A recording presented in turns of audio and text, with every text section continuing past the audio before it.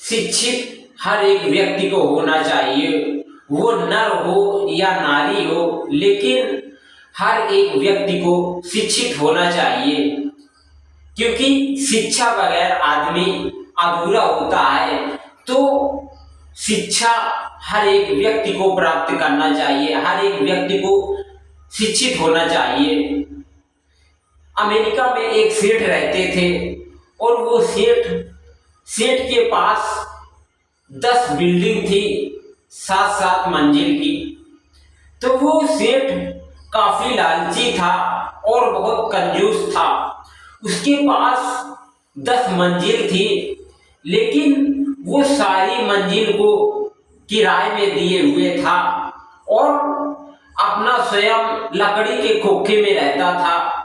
लकड़ी का उसका घर बना था, वो लकड़ी के घर में अपना रहता था स्वयं। लेकिन जो बिल्डिंग थी तो वो बिल्डिंग सारी किराए में दिए था। वो काफी लोभी और लालची सेठ था।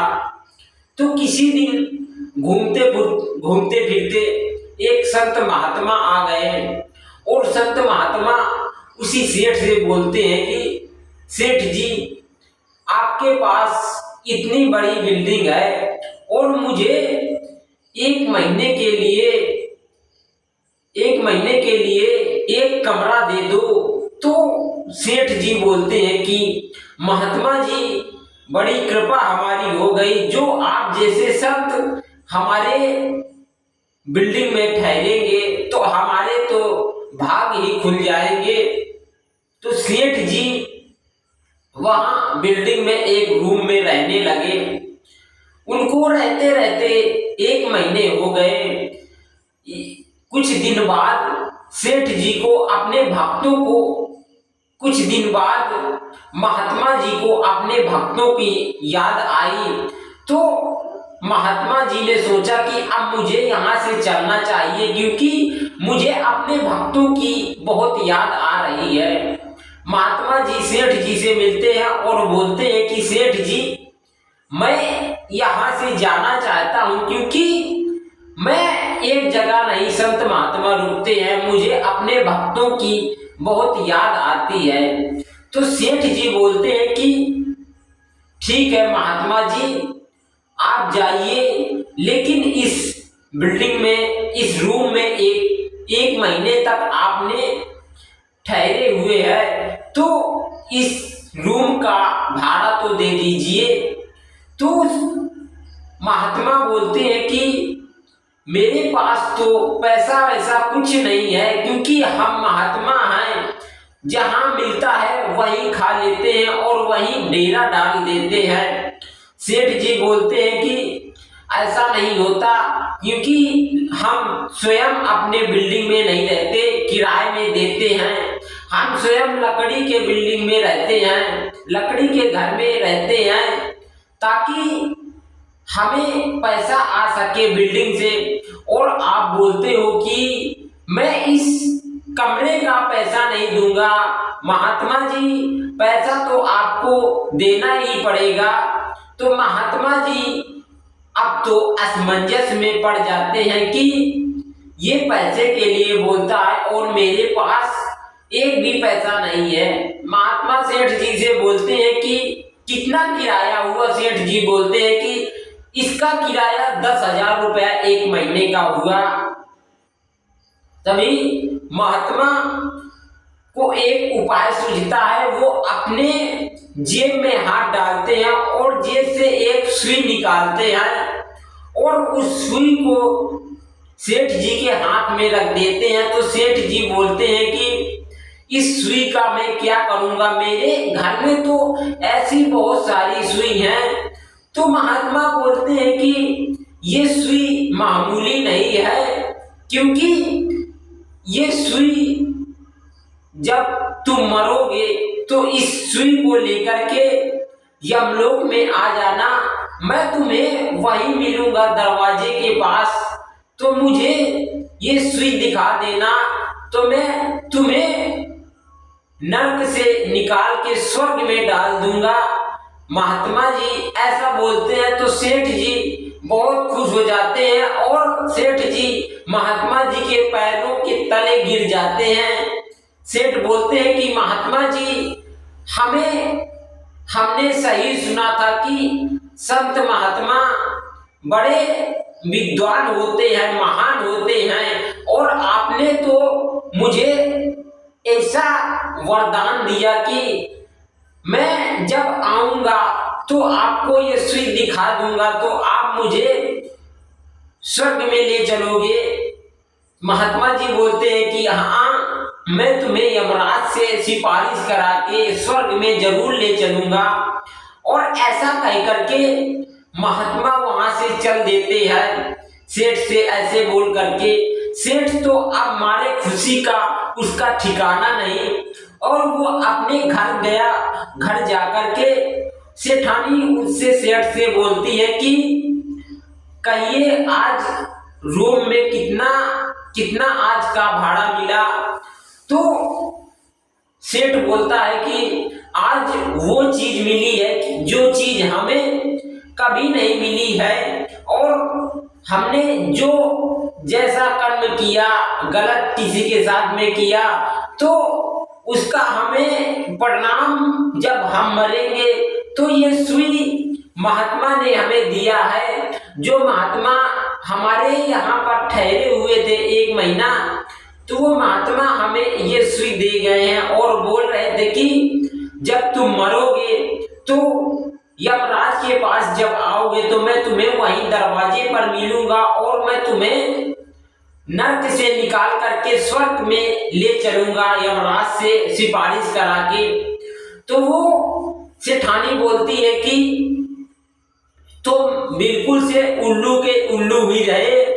सेठ बोलता है कि मैं उल्लू क्यों रहूंगा, मुझसे तो महात्मा जी ने ऐसी ही बात बताई है। तो सेठानी बड़ी दिमागी थी और सेठानी बोलती है कि जब आप मर जाओगे तो आपका शरीर तो यहीं पड़ा रह जाएगा, आपके हाथ पैर तो यहीं रह जाएंगे, तो इस सुई का तुम क्या करोगे।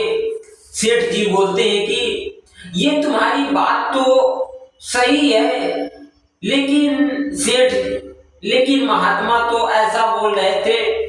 सेठानी बोलती है कि महात्मा तुम्हें उल्लू बना गए और जाओ महात्मा को पकड़ो और अपने पैसे वापस लाओ।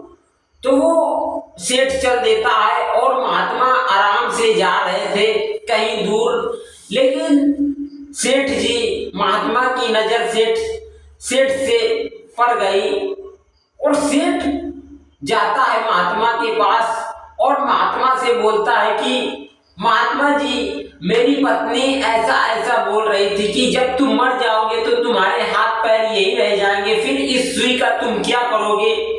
तो महात्मा बोलते हैं कि तुम्हारी पत्नी समझदार है, तुम्हारी पत्नी सही बोल रही थी कि जब तुम मर जाओगे तो तुम्हारा शरीर यहीं पड़ा रह जाएगा और तुम्हारे हाथ पैर यहीं पड़े रह जाएंगे, और जो मैंने सुई दिया है तुम्हें तो वो सुई भी यहीं पड़ी रह जाएगी, लेकिन जो आपने कमाया है वो भी यहीं पड़ा रह जाएगा।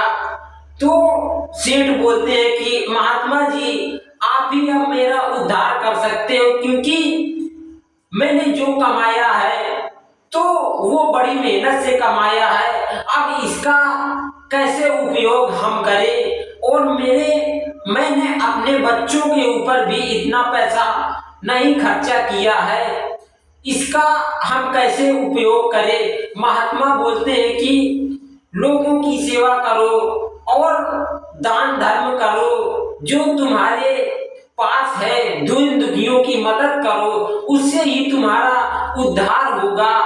तो सेठ जी महात्मा को सम्मान करते हैं और उनको अपने घर पर ही बुला लेते हैं। अब सेठ जी महात्मा का बड़ा सम्मान करते हैं और महात्मा से बोलते हैं कि महात्मा जी, अब आप कहीं नहीं जाओगे, अब ये तो सारा घर आप ही का है और ये हमें क्या करना है। अब हमें बहुत सारी सीख मिल गई, अब हमें किसी चीज की जरूरत नहीं है, जो हमारे पास है वो बहुत है। तो इसीलिए हमें संतों महात्माओं का संग करना चाहिए, जिससे हमें अनेक प्रकार की सीख मिलती है। जब हम अभी पैसा कमाते हैं, लोगों से छल कपट करके कमाते हैं, बेईमानी करके कमाते हैं, लेकिन अपने बच्चों के लिए कमाते हैं, लेकिन जब हम मर जाएंगे तो उसका परिणाम हमें भोगना पड़ेगा और हमें नर्क में जाना पड़ेगा। तो ऐसे हम अभी से ही सतर्क हो जाएं कि ऐसा कोई कार्य नहीं करें कि हमें नर्क में जाना पड़े और हमारी बुरी हालत हो। हम अभी से ही लोगों की मदद करें, सेवा करें और छल कपट नहीं करें। तभी आप ऐसा ही करोगे, तभी आपका उद्धार होगा और लोग आपकी प्रशंसा करेंगे और भगवान भी आपकी प्रशंसा करेंगे। अगर आपने छल कपट, चोरी छिनारी, बेईमानी किसी के साथ किया है तो आपके साथ में बहुत बुरा होगा और आपका यहाँ कुछ जाने वाला तो है नहीं। हमारा शरीर यहीं पर रह जाएगा। जो हमारी आत्मा है तो वो आत्मा हमारी दूसरे शरीर में प्रवेश कर जाएगी।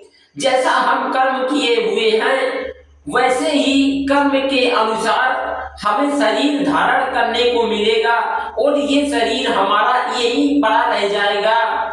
इस शरीर में आग लग जाएगी, ये शरीर हमारा नष्ट हो जाएगा और हमें दूसरा शरीर धारण करने को मिलेगा। जैसा हम कर्म किया है वैसा ही पुनर्हमारा जन्म मिलेगा।